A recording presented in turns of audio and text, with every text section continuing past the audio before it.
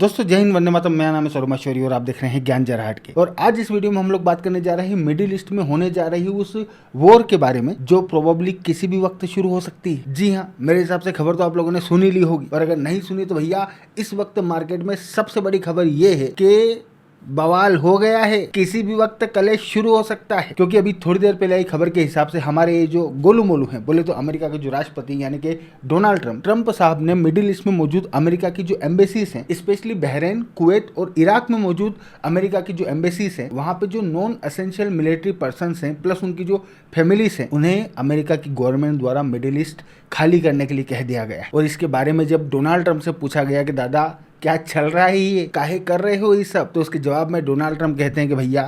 Middle east का ये जो इलाका है ये शायद बहुत जल्द एक खतरनाक इलाके में तब्दील हो जाएगा। आप लोग सुनो। Could you provide an update on Iran? We're hearing reports that U.S. personnel are being moved out of the region within striking distance. Well, they are being moved out because it could be a dangerous place, and we'll see what happens. But they are been. We've given notice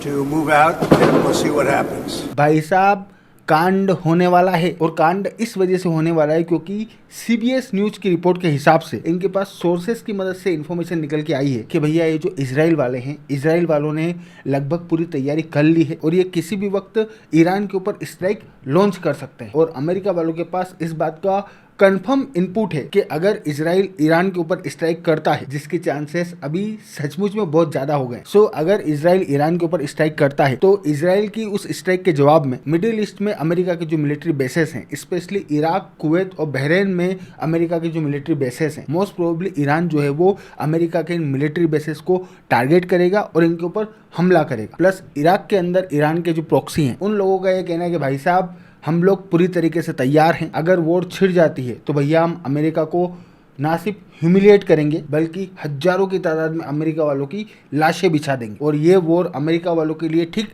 वैसा ही humiliation बनेगी जिस तरीके का humiliation America वालों को first Iraq war में face करना पड़ा था। इतना ही नहीं, खबर ये भी है कि भैया ईरान के जो इरानियन रेवोल्यूशनरी गार्ड्स हैं, इन लोगों के जितने भी मिलिट्री बेसेस है ईरान के अंदर प्लस इराक में भी इनके जो एरियाज हैं, ये तमाम मिलिट्री बेसेस और ये तमाम एरियाज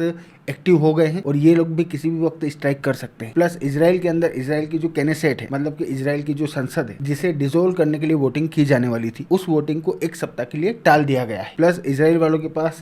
जितने भी मिसाइल डिफेंस सिस्टम्स है, इजराइल वालों ने उन तमाम मिसाइल डिफेंस सिस्टम्स को एक एक करके डिप्लॉय करना शुरू कर दिया है। मतलब कि अब यहाँ से कहानी किधर भी जा सकती है। अब श्योरिटी के साथ में तो कोई भी कुछ नहीं कह सकता कि भाई क्या होगा, लेकिन जिस तरीके का माहौल बन रहा है, जिस तरीके से अमेरिका अपने लोगों को मिडिल ईस्ट से निकाल रहा है, जिस तरीके से ये लोग तैयारी कर रहे हैं, जिस तरीके से इजराइल वाले तैयारी कर रहे हैं, प्लस ये जो मेरा रास्ता है, यहाँ पे अमेरिका वालों ने अपने बॉम्बर्स लगभग 2 महीने से लाके खड़े कर रखे हैं। बोले तो B2 बॉम्बर्स, जो कि अमेरिका के मोस्ट एडवांस बॉम्बर्स हैं, इनको अमेरिका वालों ने मेडागास्कर में लाके खड़ा कर रखा है। सो मामला हो गया है टाइट। और मामला इस वजह से टाइट हो गया है क्योंकि जैसे कि हम सभी लोग जानते हैं कि भैया पिछले कुछ समय से अमेरिका और ईरान के बीच में न्यूक्लियर डील को लेके ना सिर्फ बातचीत चल रही है बल्कि अब तक 5 राउंड की बातचीत हो चुकी है, लेकिन नतीजा कुछ भी नहीं निकला। और नतीजा इस वजह से नहीं निकला क्योंकि अमेरिका वाले जो हैं, अमेरिका वाले ईरान वालों से बोल रहे हैं कि भैया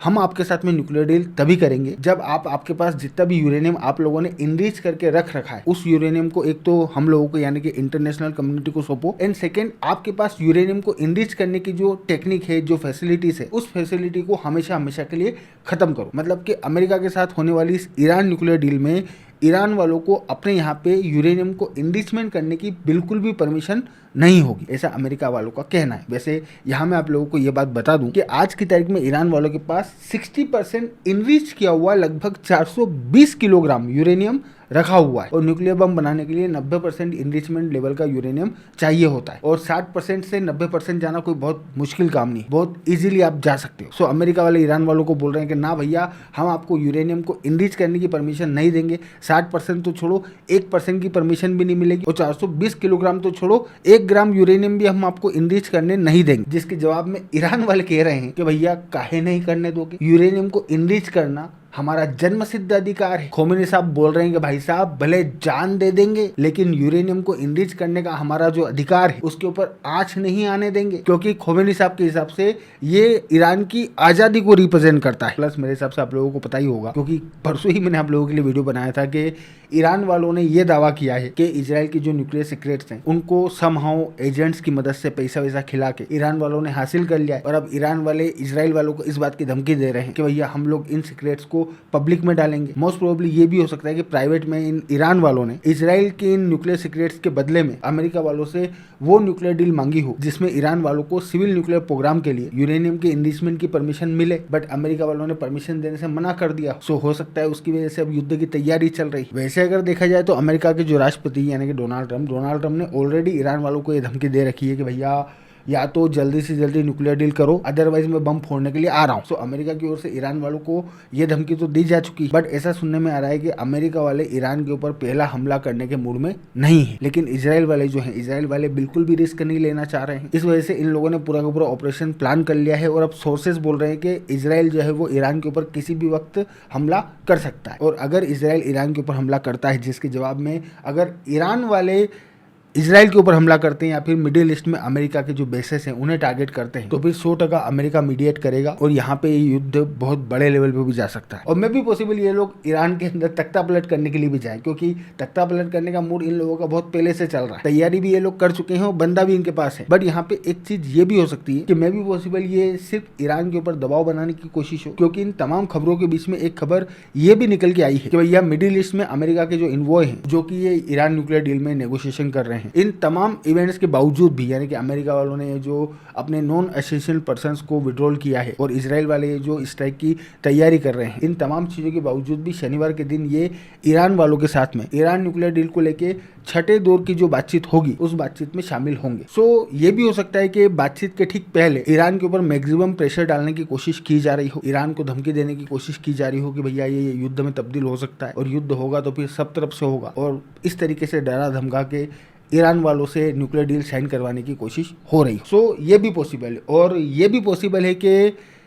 ये सब कुछ सच में हो रहा है और इजराइल वाले सचमुच में ईरान के ऊपर स्ट्राइक करने की तैयारी कर रहे हैं और किसी भी वक्त हम लोगों को स्ट्राइक की खबर आ सकती है। प्लस ईरान वालों ने भी ये धमकी दे दी है कि भैया अगर ईरान के ऊपर स्ट्राइक होती है तो उसके जवाब में एक तो ईरान ऑब्वियस सी बात है चुप नहीं बैठेगा, प्लस मिडिल ईस्ट में अमेरिका के जो मिलिट्री बेसेस हैं उन मिलिट्री बेसेस को टारगेट करेगा। सो अब तक की ये कहानी है और यहाँ से रायता फैल सकता है। अच्छा, यहाँ आपको ये बात भी पता होना चाहिए कि कल रशिया की ओर से भी एक बयान निकल के आया था और उस बयान में रशिया वालों ने ये बात बोली थी कि अगर अमेरिका वाले और इजराइल वाले चाहते हैं कि ईरान के पास यूरेनियम ना हो तो हम ईरान के पास जो इनरिच किया हुआ यूरेनियम रखा हुआ है उस यूरेनियम को हटाने में आप लोगों की मदद कर सकते हैं। रशिया वाले बोल रहे हैं कि भैया हम मीडिएट करेंगे और क्योंकि हमारे ईरान के साथ में संबंध अच्छे हैं इस वजह से उस यूरेनियम को हम ईरान से निकाल के उसे सिविल रिएक्टर फ्यूल में तब्दील करके ईरान वालों को वापस दे देंगे, ताकि ईरान वालों का काम भी हो जाएगा और अमेरिका वालों का काम भी हो जाएगा। लेकिन इसके बावजूद डोनाल्ड ट्रंप ने ये कदम उठाया है और इजराइल वालों की ओर से ऑपरेशन की तैयारी की खबर निकल के आ रही है। मतलब साफ है कि या तो ईरान वालों ने रशिया वालों की इस बात को मानने से मना कर दिया है या फिर अमेरिका और इजराइल वाले रशिया का मीडिएशन चाह ही नहीं रहे। ये लोग खुद अपने हाथ से चीजों को हैंडल करना चाह रहे हैं। बट अगेन एग्जैक्टली क्या होगा ये तो obvious सी बात है, आने वाला वक्त बताएगा। बाकी तब तक के लिए आप लोग एक बात ध्यान में रखिए कि मैं हूं आपका दोस्त सौरभ और आप देख रहे थे ज्ञान जराट के। Thank you for watching, I really appreciate your time.